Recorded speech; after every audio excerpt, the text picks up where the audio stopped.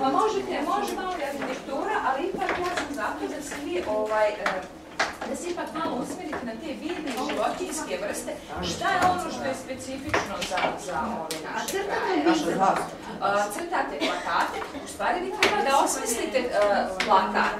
Znači, ne da tek onako nacrtate sada Vuka, Vuk je karakterističan za ove kraje. Znači, ali ne da nacrtate Vuka i da kažete, eto, to je Vuk, mi ćemo time da mi smo napravili plakat. Nego znači da vi napravite sliku, pravi plakat. Ono što bi da osmislite nešto, da se dogovarate kako to treba da izgleda i